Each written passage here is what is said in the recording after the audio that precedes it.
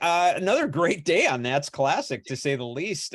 We have none other than Micheal Learned, from the mother from the Waltons. I mean, come on, that's pretty incredible. So, anyway, we're very excited, and thank you for being here, Micheal.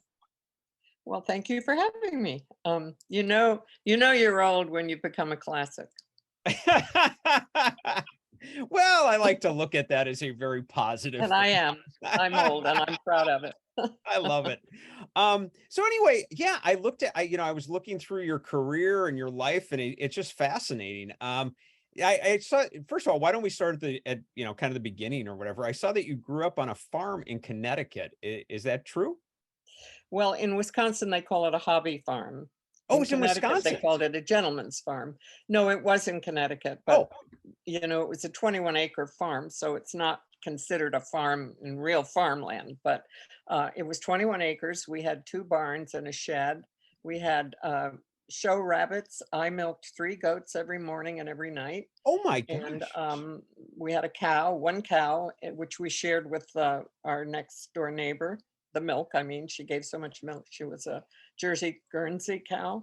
Wow. And what do we have? We had 2 pigs and chickens. That was it. And 2 horses. Oh my gosh, that's That's it. really Yeah. something. And Yeah. dogs and cats and kids. Yeah. Okay, that's pretty amazing. I mean, obviously, we're talking about, how you grew up, and then I'm thinking of the Waltons, and I'm like, could they have found a more perfect person with that kind of background? I mean, that's pretty I did have exceptional. that. And, being young actors, my first husband and I baked bread and made pies and, cooked for the family, took care of my kids. And so I had all that. And in fact, when we would go on tour, Peter Donat was my first husband and is my kid's dad. And we would go on tour for a summer in Canada, and I'd have the Ringer washing machine and hang the clothes up on the line. So I had all of that, was just part of my own background. Wow, that's really amazing. That is. Now, I heard a story, now tell me this, is this true or not, that you had Uh-huh. actually stolen money from your dad, I guess, or something like that? There was some kind of lesson learned there. Is that true? Yes, I used to go pilfer his pockets.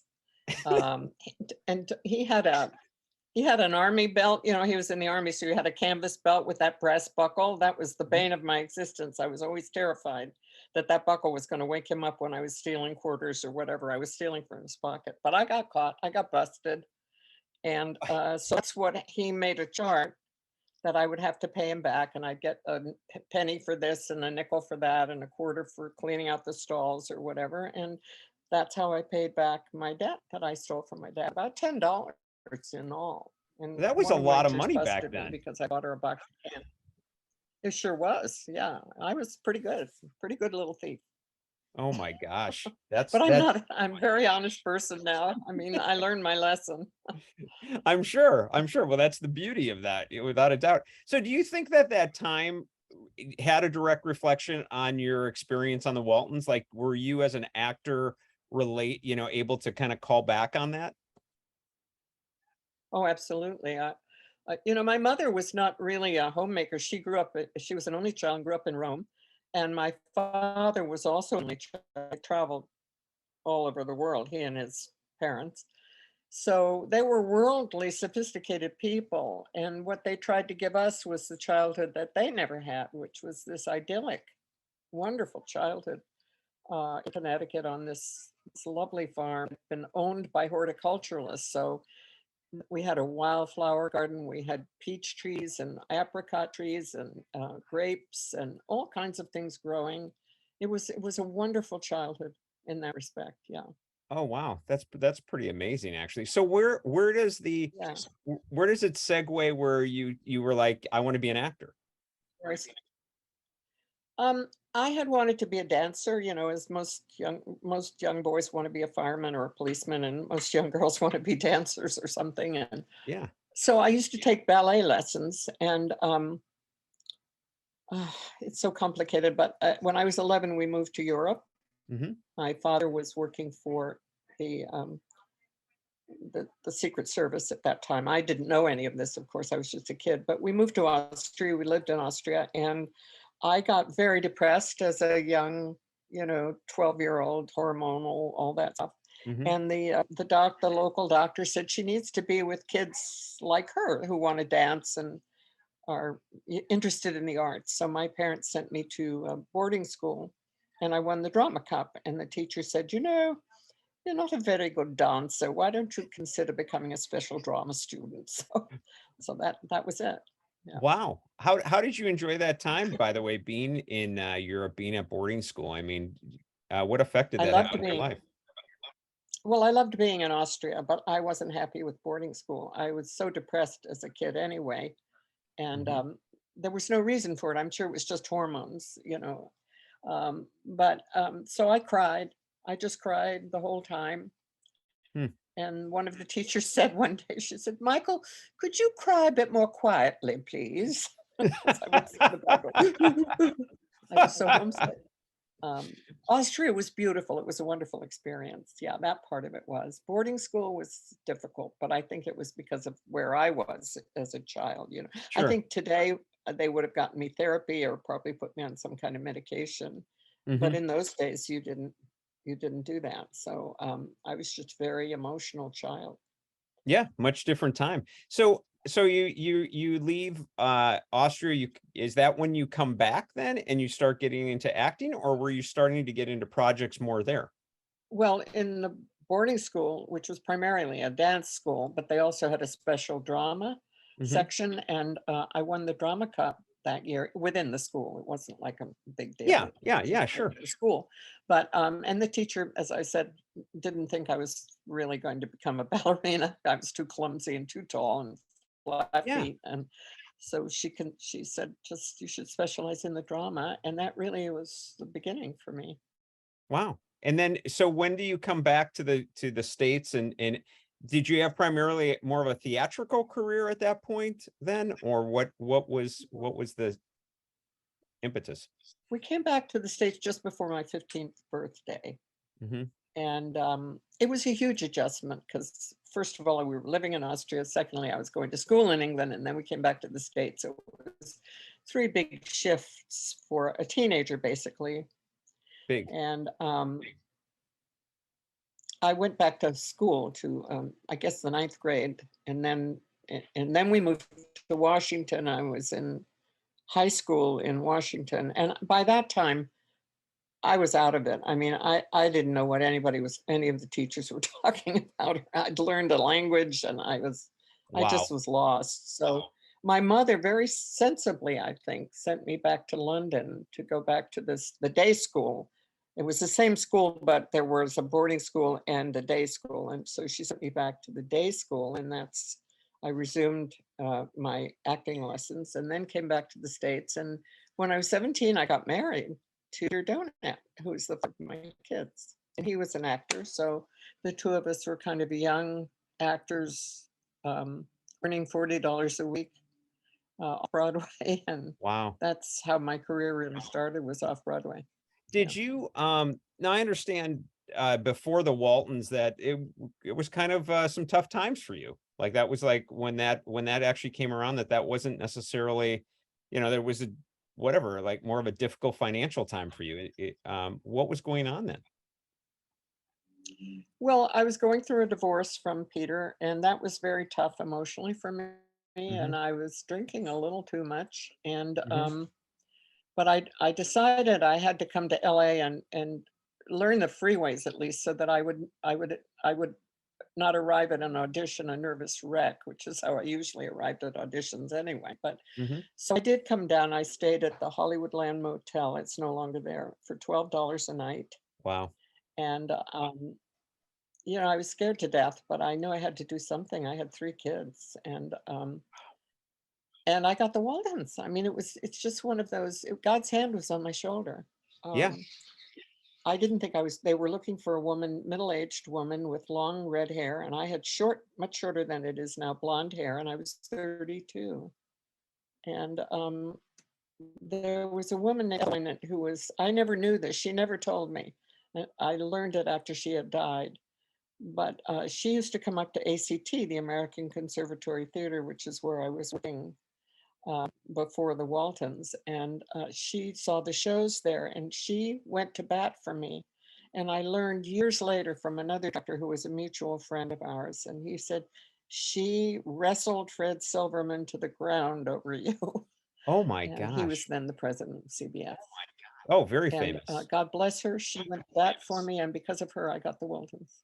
Wow. Now, I was don't think it that was because of, I didn't even audition actually. you So I think didn't? she really, she was my angel. Yeah, I've had some angels in my life. Wait a minute. You did not audition even for it? No, I did test, I screen tested, but I was on the Dinah Shore a year or so later, the Dinah Shore show. Do you remember Mhm. that? Sure I do. And she showed the clip because I thought, well, I must have some magic quality that I don't know about that the camera picks up or something, because I didn't think it was a particularly good audition. Yeah. And sure enough, I was right. It wasn't a particularly good audition. And I think it was not because of the audition that I got the show. It was because Ethel Wynant said, this girl can do it. This young woman can do it. And she fought for me. And I bless her to my dying day, because it really turned my life around. Oh, it Yeah, changed everything. I'm I so mean, grateful. literally, yeah, Yeah, that is it sure history. did. That is. So were you now I know that in the original movie for the Waltons, I know Patricia Neal played Olivia. Was that was that kind of like for you seeing Patricia Neal, was that like, wow, that's quite an honor to be playing like the role that she just played? Oh, absolutely. And she was brilliant in the Homecoming. And she and I became very good friends, Oh, mostly really? because she went out of her way to befriend me. I remember I was sitting in the Russian tea room in New York, and she came over, and to me, she was this huge movie star. I mean, Oh, I was yeah. impressed by her, and she was so gracious and so nice, and we became very good friends. And a couple of years into the friendship, I said, you know, I'm so grateful that you turned that part down, because it turned my life around. And she said, oh, but I didn't turn it down. They didn't offer it to me, No. which really, I thought, what a woman to have that kind of, she wanted it, but because she had had a stroke, they were afraid that she wouldn't be able to handle carrying a series. And they were probably correct, because it's long hours, as I'm sure you well know. It's long Yes. grinding hours to do a series, an hour series. And but she had never said a word till I thanked her. And then she said, no, I didn't turn it down. They didn't ask me, that voice of hers. Oh, the And unique as they come. so I thank her too. I Oh, mean, these wow. these women are fabulous women. Yeah, I mean, really, I mean, that's incredible. That's something else. Yeah. So you get the Waltons, and obviously you're on. How did you become close with Ralph Waite on the show, off the Oh, show? we were dear friends. We were, oh yeah, we were lovers who never slept together, if you know what I mean. I mean, Yeah. we never had an affair, but we loved each other deeply. And I think that, I don't think you can fake that kind of chemistry every week, Mhm. unless it's really there. And the children as well. I mean, the kids, we all had chemistry together. We loved each other. And that came across on the screen, I think. Oh, yeah, And we yeah. still do. So who are you still close with? All of them. All of them. Richard and I are very good friends, and Mary McDonough and Judy and David and Eric and John, all of them, we're all very, very close. I mean, we're like a second family. We really are. You Oh, can't spend all those hours together. mhm. I couldn't anyway. I remember once Ralph and I had a fight over something, not a fight, but an argument, and um, we had to shoot a scene together, and I was crying, and I knocked on his dressing room door, and I said, we have to make up, because I can't shoot the single man at each other. And we Oh, did. Of course, he just held out his arms. He was a wonderful man. Yeah, now I adored him. I heard that he actually intervened with you with you had mentioned the drinking earlier, and I understand that he really did you quite the favor. Like there was a moment on set or Yeah, whatever where he literally said, "Hey." yeah, we used to go out for lunch and have a few martinis, and have our lunch and go back Mhm. a little bit ripped on the set, and he did once say, I'm going to a 12-step program about my drinking. And I thought that was really great. He was doing that. I encouraged him and said, I support you 100%. And he looked me in the eye and said, and I think you should come too. Wow. I said, me? Not me. And so he was the one who really cornered me about my drinking, which was, most people don't have 2 martinis for lunch, and then go back to work. I agree. Some do, but not most. Right. No, that's And impressive. so That's I'm pretty very impressive. grateful for- I haven't had a drop of booze for over 50 years. Wow. Wow. That's amazing. But talk about an ultimate gift that he gave you. Wow. Yeah. Let's talk a little bit about the cast. So Will Geer, I was curious because I saw that he was close with Ellen Corby to the point that he went to like her house just shortly before I think she had, passed or whatever. What Found her actually. He found Ellen when she had her stroke. She was late for work, and Ellen was a consummate professional. She always knew her lines. She was never late. If anything, she'd be early. And one day she was late, and Will Geer went to her house and looked in a window and saw her lying on the floor next to the phone. She had not been able to reach it, but she'd obviously been trying to reach the phone. And he really saved her, I think. She'd had the stroke, and she was off the show for a while, obviously. And then I'm so grateful that she wanted to come back, and they said, okay. And she did. And she did a wonderful job. And it was very difficult for her because sometimes they would give her just a line like, I know, but she'd have to practice it. They'd have to write it out. I know. And she would have to write, I know. That's how she spoke at that time. I'm not making fun of her. I know that. It was hard for her. It was a chore, but she loved acting. And I thought she was almost better when she was so expressive in her eyes and body, even after she had her stroke, if not more so than before. Had you been quite familiar with her before the Waltons? I mean, obviously she literally went all the way back to I want to say like the early comedies. I mean, I think she was like a script supervisor or something like that. Yeah, she was. Yeah, Ellen was scrappy. I mean, she was a little bit like Grandma, but underneath the scrappiness was a real vulnerable heart, and she really knew the business, but she never lorded it over anybody. She never sort of made you feel, oh, well, I remember that you're not saying your line properly or anything like that. She was not at all like that. Something happened one day. There was something she didn't like, and she said it to the producers, and for some reason they were, I can't remember I don't even want to try to pretend I remember the details. That's okay. But she was terribly upset, and she locked herself in her dressing room.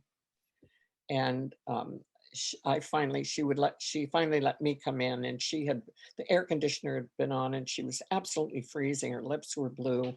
And I wrapped her in a blanket, and I got the prop man to bring some whiskey and made her drink it. I mean, she wasn't a drinker, but I said, you got to swallow this right away. And I really do think that contributed to her. She had the stroke shortly after, and I think that she was so upset that I think it may have had something to do with the stroke. I don't know. We just don't know but what she did come back on the set. And I'm sorry. I was just going to say, but we don't know for sure what upset her, huh? I think it was something in the script that she didn't feel Grandma would have said. She didn't feel it was in character. And they were mostly very, very understanding, the writers and the producers. If we said, I just don't think Olivia would do that, or I don't think Grandma would do that, or say that, they usually were pretty good about going along with us. But I guess in this case, they just didn't agree with her. So she got pissed off, to put it Yeah. bluntly. Yeah, Yeah. she got pissed off and locked herself in her dressing room and wouldn't come out. Wow. And Wow. yeah, Well, I get you. you What? know, we actors were very emotional people. Yeah, I agree. I agree. I have a bit of an acting background, so I know exactly what you mean. I also wanted to know, Richard Thomas obviously is iconic with the Waltons, and he was already I guess a star before the show even, came into being. What was that like for you, to know that you're going to be working with a guy like this? Well, to me, he was just a kid, you know, a good actor, but a kid. I mean, they were all to me children, and he's 12. He's only 12 years younger than I am, but even so, he just seemed very young. I thought he was very talented, and you know, he never threw his weight around in any way, behaved like an egotistical star. He was always very warm and willing, and um, you know, if I was having trouble scene or something, we'd talk about it and negotiate. And it was it was it was a dream cast. It really was. And Yeah. the only thing that was wrong or hard about it for me was the hours are Hmm. horrendous. I mean, you put in a 14-hour day, and that's not necessarily a long day. A 10-hour day is a short day. A 12-hour day is, you know, for the average. And sometimes you go even over that. I once worked a 19-hour day, Oh my gosh. and it's exhausting. I've often said that, you know, doing theater is like a racehorse running a race. Hmm. You're all hyped up, and then you get to run the race from A to Z. But in television, it's more like a plow horse plowing a field. It's a grind. You wait, and then you do a little scene, and then you wait, and then do a little scene, and it's jerky television. It's the little jerks of moments of working. So that was hard for me. Did you, in regards to those longer hours, is that part of the reason that you did leave the show? I I just got tired of pouring coffee. Hmm. Yeah. Frankly, they reached a point where they really tried. They were heroic, and they put me through menopause. I had a miscarriage. They really did things to try to give me something to act, you know. Yeah. But really, Earl said to me, he said, you know, we need you in the scene. We need your presence. They gave me a line because they wanted me in the scene, but coming from a rep company where I was playing Chekhov and Moliere and Shakespeare and Neil Simon and all these wonderful classical and today playwrights, it was sometimes hard for me to spend 10 hours saying more coffee, John, you know. Yeah, I Uh, get it. I but I get it. was grateful. I was never not grateful for the money and for the job, you know, put Sure. my kids through school and braces and all of that. And it gave me a second family. So I've never been ungrateful, but sometimes it was a little tough. Yeah. What about Earl Hamner? What was your relationship with him? He was a true Southern gentleman, Hmm. and I mean gentleman. And there were times I think when I would be a little arrogant about a script. You get a script in the morning and you'd start shooting it that afternoon, a new script. You'd finish one show in the morning and you'd be reading the script at lunch for the next show. So things moved fast. And there were times when I just, I just felt this is not something this woman would do. Hmm. You know, I would have a problem with it. And Earl would usually really try to see our point of view. Hmm. But sometimes I think it was really hard on him because he's a writer and it was his show and he was writing about people he knew. And I Hmm. was playing his mother. Yeah. So I think we were hard on him at times. I'm Yeah. glad he somehow managed to be heroic enough to put up with us. And we were always friends, dear friends. Oh, He that's and I great. interred Ellen's ashes together in the Hollywood cemetery. So, you know, he was always there and we were always close. But Oh, we gave him a run for his money sometimes, poor guy. Wow. That's wild. So you and Earl actually poured the ashes at Hollywood Cemetery. Well, No. she was in an urn. Oh, in the urn. She's there. She's in a vault there. Yeah. Oh, wow. And it was very moving, the two of us together. Hmm. He put some parts of the script in with her, and I had flowers, and it was a very moving little personal ceremony. Wow.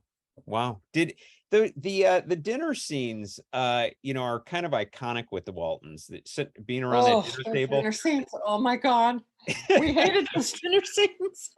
But they were. They took forever. And the mashed potatoes would get scraped off the bowl and onto the plates, and then it gets scraped back into the bowl and then back on you'll notice in how many years was I in it? 8, I guess. I never once ate. Oh, funny.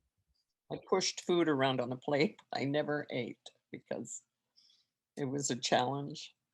Wow. But they had all of us they would do a long shot, then they'd do a medium shot, then they'd start doing over the shoulders, and then they would do close-ups. And so one dinner scene could take a good 10 or 12 hours, and it got pretty tedious after a while. Oh my gosh, that But they is came wild. across beautifully. I mean, they were great fun when you see it on the show when it was finished. But shooting it was not always fun. Yeah, I got you. I got you. I had Yeah. Judy Norton on the show, and which she was fantastic, terrific. I can't say enough. And she Did spoke she very sing? highly of you as well. Just as with John Boy, did you feel like a special connection to her? Obviously, being like the oldest younger woman on the show. I felt a connection to all of them really, and each one Yeah. in a different way. Um, David was kind of quiet and shy and always very sweet, and Eric was kind of feisty. And if I was blaming or whatever, Eric would make me laugh. Mary was the sweet one who was always kind of making peace with everybody, and Judy was sensible. John was easygoing, playing his guitar and singing. They were fabulous, and are today fabulous people. Not one of them is a loser. They're all winners, aren't you know? Thank That does God. say a lot. Ralph and I didn't do too badly. No, I think you did pretty darn good. The other thing too is it was in Schuler, Virginia, I believe is where the it's supposed to take place. Did you ever go there? Yes, I did. I've been to the Hamner house, the real house, the original house, which has been rebuilt by. There's a woman named Carol Johnson who's kind of really brought this whole thing back. I think they pronounce it Schuyler, Oh, Skylar. Okay. Virginia, and they still visit the house there. And when you think that it was over 40 years ago that the show was on the air, that's pretty amazing that people are still watching it and still making a pilgrimage to the house. Yeah. Yeah. The following is as strong as ever, actually. I have to say. What about You think so? I do. I do. I can tell you just from my small, followers and everything else, they truly love the Oh, Waltons. that makes me feel so good. Well, it I should. went to Bangladesh once for Bangladesh. Save the Children, Mhm. Bangladesh, and they knew who I was Wow. in Bangladesh. Oh, wow. And I was taken aback because I thought, Bangladesh? But it's a family show, and families, it's a everybody has a family, or some don't. I went to a hospital, and this guy wouldn't talk to me. This young guy had been in Vietnam, and didn't want to this blonde. So I left, and the nurse came running out. He's crying. He didn't know who you were, and when I told him who you were, he started crying, Oh my. and I get emotional when I think about it. He was so sincere; it was from his heart. He said, "I watched your show, and it gave me a childhood I never had." That's very humbling. Yeah. Wow. What a Yeah, wonderful moment, especially as an actor, as yeah, a human. I mean, yeah, that's pretty amazing. yeah. Did the other one that I was curious about is Will Geer was well known for his and pardon me if I'm getting it wrong, but I think it was called like his company or his theater was called like Theatrical Botanicum or something like that. Did you ever Close, perform there? Theatricum Botanicum. It was. Okay, good. I'm sorry? Did you ever perform there? Theatricum. You know, I think I did, but I can't remember in what. I think it was more of a, honestly, I can't remember, but I went and saw shows there because I knew Ellen and Will before the Waltons from, they were in the APA repertory company. I did a reading there, some kind of a pageant kind of reading. Yeah, I think so. Yeah. Wow, I'm fantastic. not sure, but I think so. Did you, by the way, it's so funny. We talk about the Waltons and it was a huge success by all means. And it was great. But did you expect it to be a success? When you auditioned for it, were you like, oh, I bet you this thing's going to take off? Or were you expecting, nah? Well, I thought the name was stupid. The Waltons. We made fun of the name, the Waltons. No, Ralph and I didn't think for one second it was going to go for more than a week. And I thought, well, I had done a lot of Canadian television. I lived in Toronto for years. And I had done nothing in the United States. So I thought, well, this will be great. I'll be able to put television on my resume, but I never thought I'd be with it for 8 years. Never, never, never. I Oh never my thought it gosh. would go. Yeah. And So I it was look quite, back, occasionally my husband will catch a show. I think it's running on, I don't know if it's still running on Hallmark, but it's on one of the networks. And I think, my God, that wasn't a bad show. It was yeah. pretty good. You No, it know? was a very good show. By the way, was there an episode that for you kind of stands out that you were like, that was always one of my favorites? Well, yes, the anniversary. For some reason, because it showed the love Ralph and I really had for each other. I think that was my favorite to do. I enjoyed shooting it too. I loved working with Ralph. He made a little something funny to do, you know. They Mhm. really did. The writers have to be applauded. They really went out of their way to try to keep Miss Learned happy Mhm. because, I just dreaded the days when all I did was stand at the ironing board and say, and then what happened? Those days went on forever for me. But so they really worked hard to try to give Olivia something interesting to do. Yeah. Basically, a good woman who's a housekeeper and a mother. They're not considered very interesting people, but they are. The screen just froze for a second. It's okay. Oh, I'm sorry. I just got you back. Ah, it's not your fault. It's the way of the world. Welcome to tech. Well, Um, you're still very, very here and oh, very good. attractive. Yeah. Put Very that in your kind. pipe and smoke it. Hey, so a couple other things. So the Waltons ends, and you go on and you do was it Nurse? Was that what the Nurse. right? Yep. Uh, yeah. Nurse was tough. Nurse was tough. Long hours shooting in a hospital, which wasn't a studio, so there were no movable walls or anything. So the lighting took forever. The producer actually came to me, Robert Holme, came to me and said, and the writing, they were writing, LA writers were writing for New York. No locks on the doors. So it was a constant struggle, and Robert Reed was having his own issues with the writing mostly. We were constantly sort of rewriting on the set as we went along, and it was very stressful. And it's too bad because some of the scripts were really, they got New York writers eventually. The producer said, if you want New York writers, you're going to have to walk off the set. I did it at the urging of my own producer, so yeah, it was not a happy experience. So you When I got the New York writers who knew what they were writing for were really, some of them were pretty good. Oh my gosh, I can't believe that. So you're on Nurse, and the producers tell you you're going to need to walk off in order to get New York writers. You walk off, and then that puts the kibosh on you for 10 years working in the business. And They me. cut you And he off. went to Hungary. He left the country and went to Hungary, and I was left holding the bag. So yeah, that's what happened. And And luckily no, now I'm working again, but for 10 years, I didn't get a job. I wouldn't want to, I don't want to go back there. No, I am no. working again now. Yeah. You've got your new, the latest, I heard the Ryan Murphy film, Monster, the Jeffrey Dahmer story. You're Yes. playing the mom. I play the grandmother. Grandmother. No more moms for me. I'm too old. Yeah. But thank you. My pleasure. But yeah. Yeah, I play his grandmother, who was really basically a Midwestern woman who didn't seem to understand, didn't seem to know that he was cutting up body parts in her basement. How you Oh. could not know that is beyond me, but denial's a powerful mechanism, I guess. Mm-hmm. And that was a nice shoot. I enjoyed it, even though it was such a grisly kind of. My hats off to Ryan Murphy. I love everything he's ever done. Yeah. Well, he picked the right woman to play the role. That's fantastic. That really is. Was Yeah.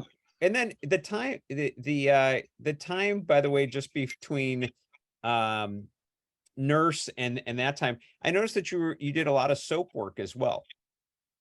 Is that right? I did a little bit. I Little bit? wouldn't say a lot. Well, not a lot, but Really, I noticed that you were you on know, it. yeah, I did The Young and the Restless, I think, and there was another one I did, and I can't think of the name of it. But yeah, those people, God, did they work hard? I played a judge in one of them. I can't remember which one, but I had to have the script next to me. I couldn't memorize, and they were very kind to me. You know, Yeah. I felt very welcomed. I didn't feel like a stranger. You know, they were very nice. Yeah, I always laughed when when I was acting. I remember people that do not understand the business would say, "Well, why don't you just go do a soap?" Like that was like nothing, and that's extremely hard work. I'm with you. To have to memorize Oh, they on the work harder spot than that anybody. They fast. do, and they're good. Yeah, you're so right. They work Yeah, harder than anybody, I think. I think so too. Well, listen, I don't want to take up any more of your time. You've been absolutely fantastic, but I always do this on every show. I like to offer the person an opportunity to, whether it be to tell the fans, whether it be to just let us know, are there any special causes that you're involved in that you would like to share with, with people? Is there anything that is near and dear to your heart that you kind of, you know, want to let them know about? Well, for years, I worked with Save the Children. I think it's a wonderful organization, and I had contributed to it when I wasn't making any money. Mhm. They actually help the people help themselves, and it's a wonderful organization. Well, great. Well, listen, thanks like a bunch for being on the show. I mean, I think that the Well, fans are thanks just, for making it fun.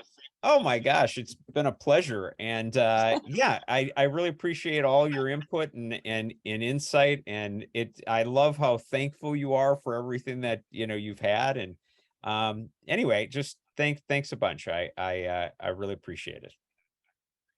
You made it easy. Thank you. Okay. All right. Bye-bye. Hey, don't forget to hit the subscribe button in the corner of the video. And if you like the video, please hit the like button as well. And while you're here, take a look at some of the other great interviews from anybody from Jerry Mathers to Butch Patrick to Judy Norton. All fantastic. Have a great one.